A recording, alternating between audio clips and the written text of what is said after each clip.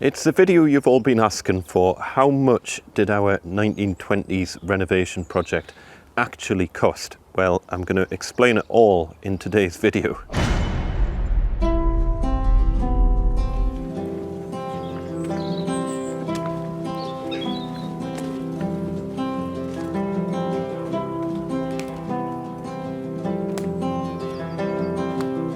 And by the way, quite exciting, there's a couple of moorhens nesting over there somewhere. Can't actually see them at the minute. Not sure where they've gone.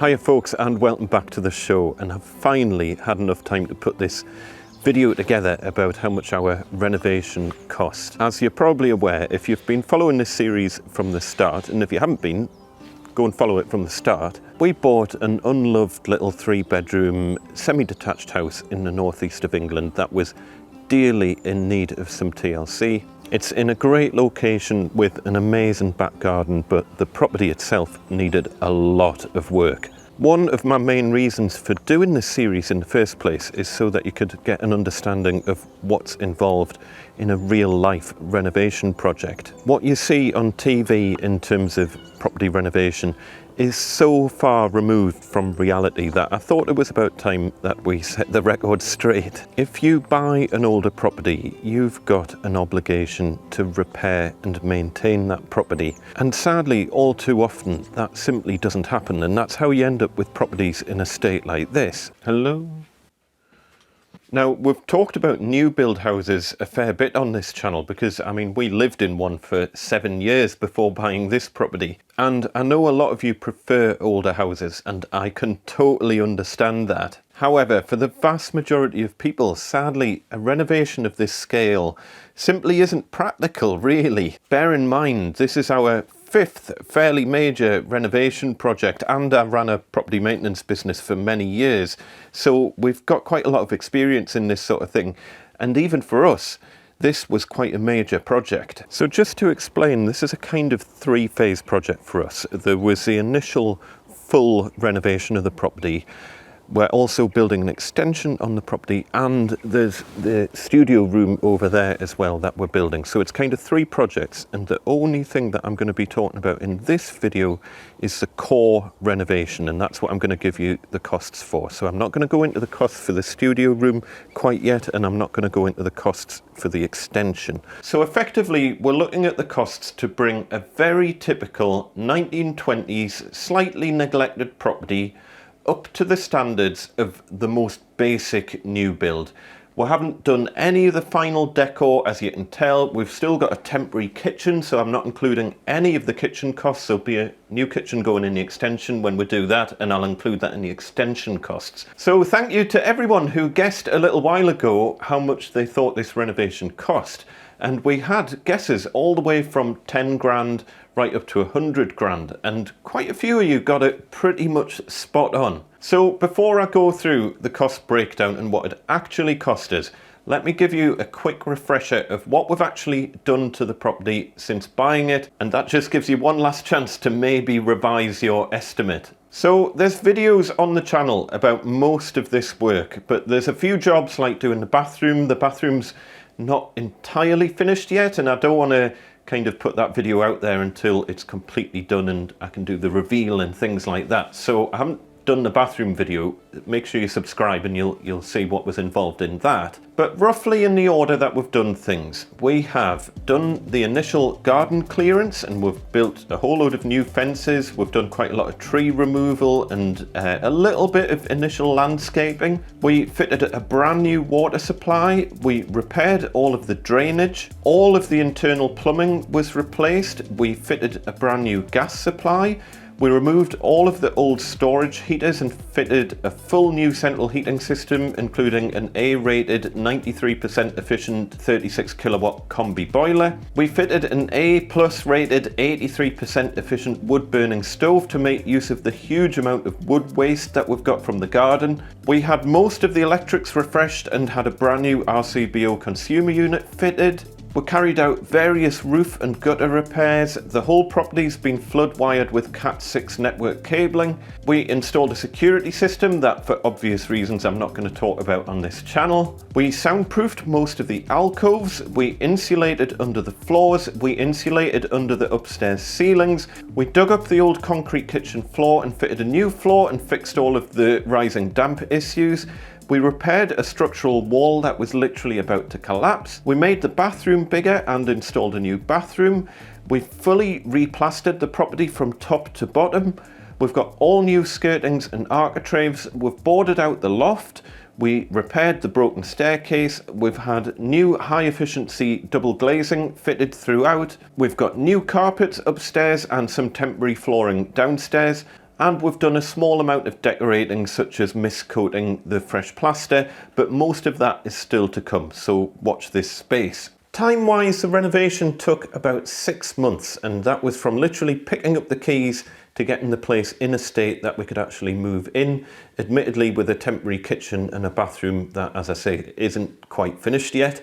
I could probably have condensed that down to 3 or 4 months if we were working on it full time, but we do have a business to run, so that wasn't really an option. Having said that, I was still spending about 40 hours a week working on the renovation. Now, it's worth bearing in mind that there is no way we could have lived in the property during the bulk of the renovation. For a good period of time, there was no water supply, there was no central heating, there was only a temporary electric supply, and there was no bathroom. I'll not hold you in suspense any longer. This whole renovation, not including any of the work involved in doing the extension and not including any of the work involved in building the studio room, cost us £28,356.99, and that's about $40,000. So well done to everyone who guessed around the £30,000 mark. You were pretty much spot on. But do bear in mind that is just the base renovation. We don't even have a kitchen yet. Me and Mrs. Mac probably did about 50% of the work ourselves, but on a project of this nature, you're going to have to call in the professionals, if nothing else, just to make sure that you tick all the boxes for building regulations. But we had a great team of trades working for us, including tree surgeons for some of the bigger tree removal work, obviously our gas-safe central heating engineer, we've got our electrician, we had the HETAS registered stove installers. As you're probably aware, I can't plaster to save my life, so we had plasterers doing all of that sort of work professionally, and we had carpet fitters and double glazing installers. You could easily double our costs if we were to pay builders to do the entire project, so those of you who estimated around the £60,000 mark, you weren't far off, and certainly in certain parts of the country, or depending on the complexity of the project, those of you who guessed £100,000 for the renovation, again, not unheard of for a project like this. For those of you who thought it was going to be closer to the £10,000 mark, I'm hoping this has been a bit of a wake-up call of what's involved in a project like this. We'll quickly go through the cost breakdown in a minute, but just as a rough guide, the double glazing on its own was £4,500. I would say £30,000 is about the cheapest you could reasonably do a renovation like this. If you're doing it significantly cheaper, you must be missing stuff out. So let me show you the cost breakdown and explain where all that money went. So I'll run through this quite quickly because we don't want the video to be too crazily long. So this isn't in any particular order, but we'll start off with the water supply, cost £219.71. The new gas supply, £702. All the drainage work, £338.82. All the electrics and comms stuff, so the Cat 6 cabling and whatnot, £1,014.55. That includes doing the new consumer unit. General plumbing expenses, £196. Not a huge amount on plumbing yet, because obviously we haven't done the kitchen or anything yet. Central heating is quite a big ticket item, £3,519.87, but that is the entire central heating system from scratch. So that's the cost of the boiler, all of the radiators, all of the pipework, TRVs on all the rads and all that sort of thing. So it is literally down to the penny, the entire cost of the central heating system. Plastering was nearly £3,000, but do bear in mind it was the entire house with the exception of the ceilings. Most of the ceilings were absolutely fine. Living room, 3 and a bit grand. That was essentially the wood burning stove. Bathroom, which you haven't seen yet, you're going to have to subscribe and wait for that video because the bathroom's not entirely finished yet. Basically 2.5 grand all in for the bathroom, but that included taking walls out and building a new wall, complete bathroom suite, all of the tiling, flooring, everything. Utility room, this really, I'm more referring to the fact that this is replacing the kitchen floor in what will become the utility room, effectively. Little bit of expenses for the loft, 258 quid. Little bit on decorating, because as I say, we haven't really started on decorating properly yet. There's absolutely no point until the extension's finished, because the walls are getting absolutely trashed at the moment. So once the extension's completely done, we will be decorating the place properly from top to bottom. Flooring, I'll show you that in a minute as well. 1,949 quid, but the actual cost of the carpets was about 1,500 quid. And the carpets that are effectively kind of disposable, but we have a use for the carpets, the downstairs carpets that are going to get replaced by solid wood floors, they were only like 200 quid or thereabouts. So to get us by for a couple of years until we're ready to do the wood flooring downstairs, we are fine with that. Windows, big ticket items, so 4,000 odd quid. We probably could have saved quite a bit by doing it ourselves, but there were bespoke bay windows, and really it was something that was outside my comfort bubble, and I wanted a company to professionally fit the windows, and that cost best part of 4.5 grand to do the entire house. We were, by the way, quoted upwards of 10 grand from some companies, which yeah, we told them to take a running jump. Gardens and exterior, so this is things like tree felling and a lot of the, well, as I say, exterior work, fencing and all that sort of thing. It all adds up best part of 3 grand on exterior, and we haven't even started the proper landscaping of the garden yet. Waste management, 920 quid on skips. I can't remember exactly how many yet, but yeah, it all adds up, paying to get rid of all the waste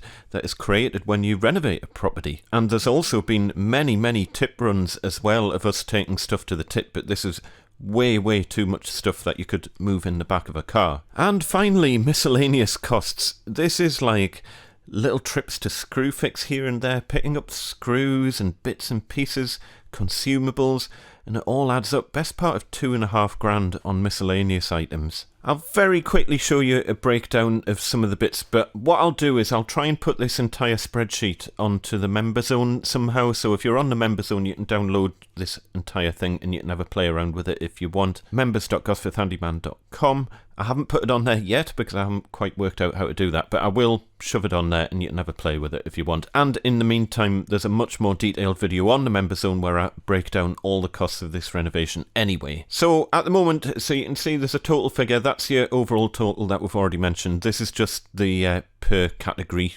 subtotal. So at the minute we're looking at water supply. So you can just see all the bits that were involved. Hire of the cat detector for digging up the ground, MDP pipe and all that sort of thing. So relatively low cost to do the water supply, well worth it. Massive difference to water pressure and flow rate. Bearing in mind we were getting quoted upwards of 2.5 grand for a company to do this for us. Flooring, so as I say, it was 1,400 quid, 1,500 quid for the actual carpets for the whole house.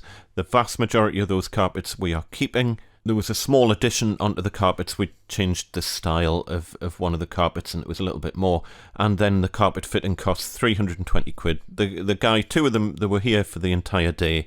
But they got the whole house done from top to bottom, including the stairs, in a single day. So to me, that is an absolute bargain. Living room, as I say, mostly the costs for the stove. So the stove costs there include the liner for the chimney and the registration plate and all that sort of thing. Is it the registration plate, the big bit of metal that goes over the top of the stove, between the stove and the chimney?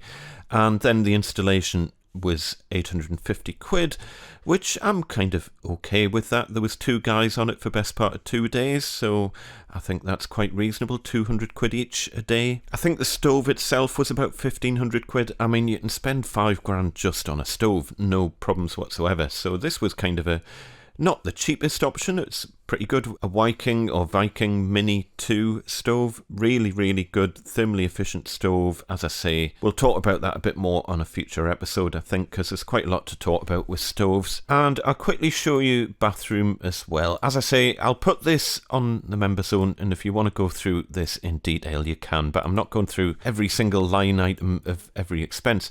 But the bathroom, £2,500.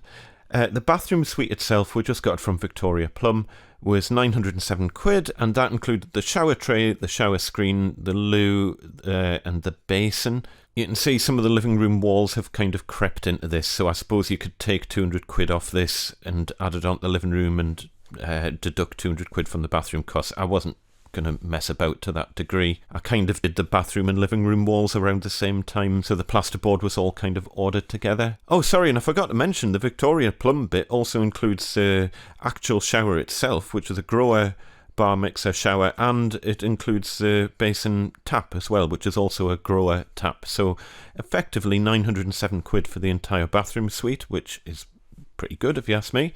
And what else did we briefly mention? Central heating? I'll quickly show you central heating costs. So boiler, £1,445 for the boiler and radiators, and then there's some extra radiators that we've bought separately.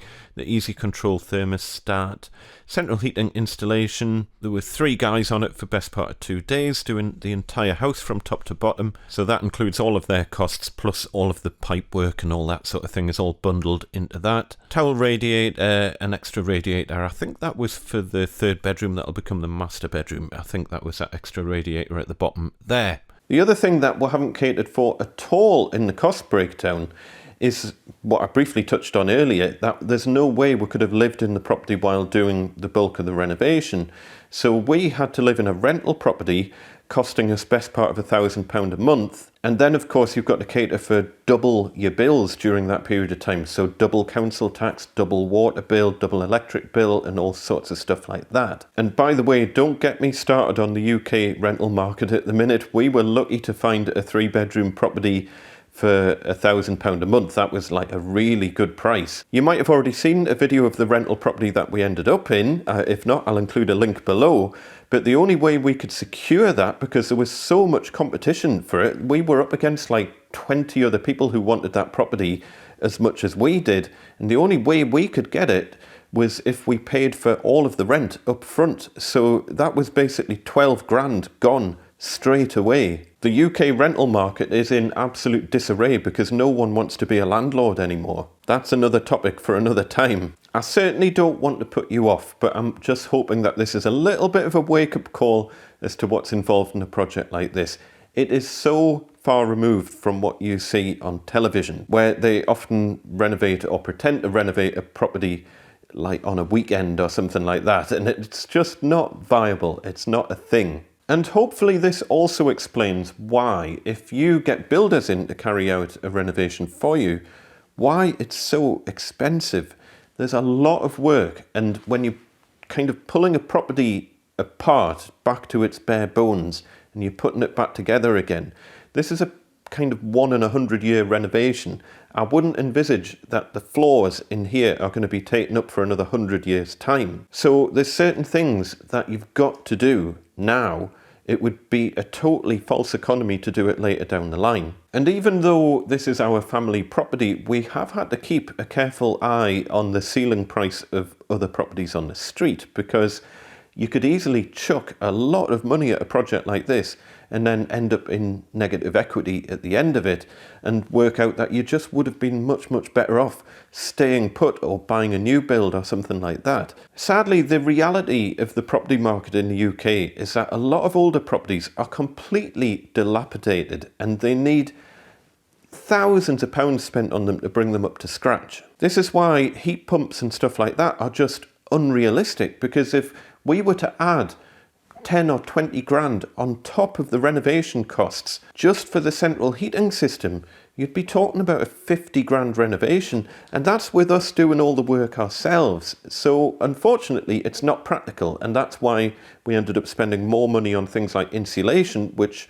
we feel we're going to get a better return on our investment from having a really well insulated, really nice thermally efficient property where you don't even have to have the central heating on very much at all because the heat is just kept in the house, rather than spending tens of thousands of pounds on things like heat pumps only to discover that the property doesn't hold the heat because you've run out of money to spend on the insulation, which in my view, as I say, is a bigger priority. And for those of you who watched my heat pump video and why we didn't go down the heat pump route, hopefully that kind of explains it again. We are not against heat pumps, but what we are against is spending crazy amounts of money on stuff like that without fixing the core problem first, which is the insulation. I don't particularly agree with people gluing their faces to roads, but you know, Insulate Britain have got a good point. Houses in the UK are unbelievably inefficient when it comes to insulation, so that's kind of your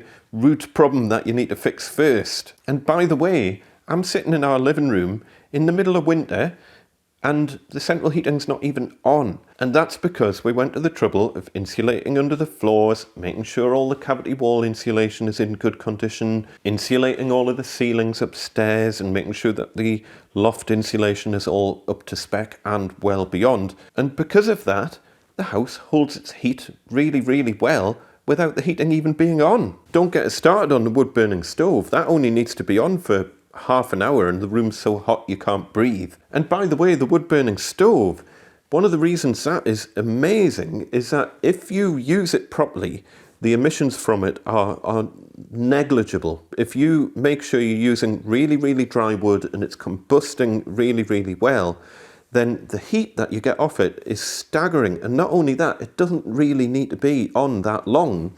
And because it's got a giant cast iron plate on the top of it, once the stove is up to temperature, it acts like a big radiator and that can stay warm for nearly a whole day. Sometimes what we'll do is we'll put it on in the morning, maybe for we'll use like half a bag of wood or something like that, and we'll just let it die down.